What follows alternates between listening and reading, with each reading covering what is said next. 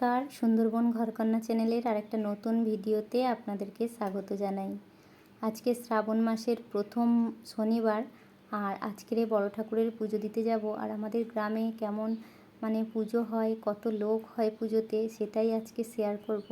তো সম্পূর্ণ ভিডিওটা দেখতে থাকুন, আশা করি আপনাদের অনেক ভালো লাগবে। আর শ্রাবণ মাস মানেই বর্ষা, তো দেখুন সকাল থেকে ভালোই বর্ষা হচ্ছে। এর আগে 11টা থেকে প্রায় 1টা পর্যন্ত খুব বৃষ্টি হয়ে গেছে। এত বৃষ্টি হয়েছে যে বাইরে বেরোনোর মতোই ছিল না। এখন একটু কমেছে, তাই ঘরের রান্নাবান্না সব সকাল সকাল সেরে আর এই যে পুজোর জোগাড় করতে বসে গেছি। তো আমি পুজোর ফল টল কাটবো না, কাটবে বড়দি, আর সেই জন্য আমি নারকেলটা একটু ছাড়িয়ে দিচ্ছি আর লেবুটা পেড়ে দিলাম। কারণ বাবার এখনও খাওয়া হয়নি, আর রান্নার বাসন টাসনও ধোয়া হয়নি, এত বৃষ্টি হচ্ছিল। তো এঁটো ঘেঁটে আর ওদিকে যাওয়া, ঠাকুর ঘরে গিয়ে পুজো দেওয়া, তো সেটা করব না বলেই বড়দিকে বলে দিলাম যে তুমি যাও পুজোর জোগাড়টা করো, আর আমি এদিকে বাকি কাজগুলো সেরে নিই। তো নারকেলটা ছাড়ানো হয়ে গেছে, এটা নিয়ে যাব বড়দির কাছে দিয়ে দেব। আর বড়দি এদিকে দেখুন পুজোর জোগাড় করতে বসে গেছে।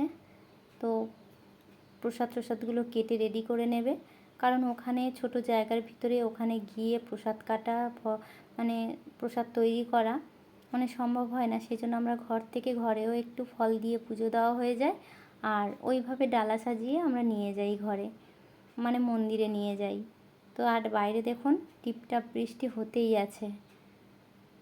এদিকে বাবার খাওয়া হয়ে গেছে, আর সকাল থেকে রান্নার বাসনগুলো বললাম বৃষ্টির জন্য ধোয়া হয়নি, তো সেই সব বাসন একেবারে নিয়ে বসে গেছি বাসন ধুতে। আর এখন বৃষ্টিটা থেমেছে, ভালোই রৌদ্র হচ্ছে। তো জানি না পুজো দিতে গিয়ে বৃষ্টি হবে কি কী হবে, যা হয় হোক। আমি এদিকে কাজগুলো গুছিয়ে নিই। আর এদিকে দেখুন তেলাপিয়া মাছগুলো বাসন ধুতে আসি আর না আসি, এখানে কেউ আসলেই ওরা ভাবে ওদের খাবার দিতে এসছে। তো দেখুন পুরো কালো হয়ে গেছে ঘাটের উপরে। আর এদিকে বড়দি আলতা পরতে বসে গেছে রেডি হয়ে, আর আমিও রেডি হয়ে গেছি। ঘরের সমস্ত কাজবাজ গুছিয়ে নিয়ে এখন যাব দুজনে পুজো করতে।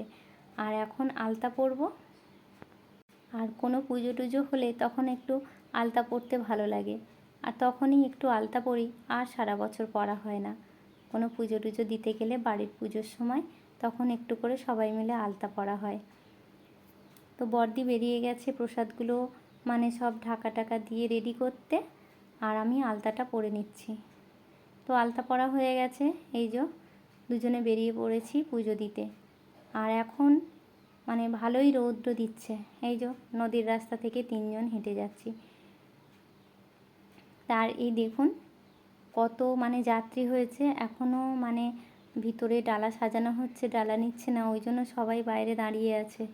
আর আজকের এত ব্রতী হয়েছে যে এই রাস্তাটা পুরো মনে হয় ভর্তি হয়ে যাবে অঞ্জলি দেওয়ার সময়। আর আমাদের এখানেই একটা মন্দির না, অনেকগুলোই বাড়িতে পুজো হয়, আর এখানেই বেশি লোকজন, আমরা এই বাজারে পুজো দিতে আসি। তো দেখুন ঠাকুরমশাই পুজো করতে বসে গেছেন, আর পুরো ঠাকুরমশাইয়ের চারিদিকে সামনের দিকেও ডালা ভর্তি। আর এখন এই সবাই অঞ্জলি দিতে বসে গেছি হাতে ফুল নিয়ে। আর দেখুন পুরো বললাম না রাস্তায়ও লোক হয়ে যাবে, এদিকে দোকানের বারান্দা, ঠাকুর ঘরের বারান্দা, আর রাস্তাতেও, আর মন্দিরের চারিদিকে সবাই দাঁড়িয়ে একসাথেই অঞ্জলিটা দিয়ে নেওয়া হচ্ছে। একসাথে অঞ্জলি না দিলে আবার অনেকটা দেরি হয়ে যাবে, সেই জন্য সবাই একসাথে অঞ্জলি দেওয়া হচ্ছে। তো অঞ্জলি দেওয়া হয়ে গেছে। তো মন্দিরের ভিতরের জায়গাটা যেহেতু ছোট, সেই জন্য ধূপ আর মোমবাতিটা ঠাকুরের ওখান থেকে একটু আরতি করে নিয়ে এসে সবাই এই বাইরেই দিয়ে দিই, কারণ ভিতরে বললাম জায়গাটা ছোট। তো এই যে পুজো টুজো সেরে বাড়িতে চলে এসেছি। আর রাস্তায় কয়েকটা কাকিমা ছিল, অনেকেই ছিল ওখানে, তাদেরকে কিছুটা প্রসাদ দিয়েছি। আর এই প্রসাদগুলো মন্দিরের প্রসাদ দিয়েছিল, প্লাস্টিক করে নিয়ে এসেছিলাম, তাই সিরনিটা একসাথে করে নিলাম। আর জানেন তো এই বড় ঠাকুরের পুজোর প্রসাদটা আমরা সবাই এরকম বাইরে বসেই খাই, এই প্রসাদটা আমরা ঘরে নিয়ে যাই না। তো এরকম আমরা ঘাটে বসে গেছি, আর এই যে বাটিতে তুলে তুলে সবাইকে দিচ্ছি। ওদিকে বাবাকে ডাকতে গেছে, বাবা আসছে।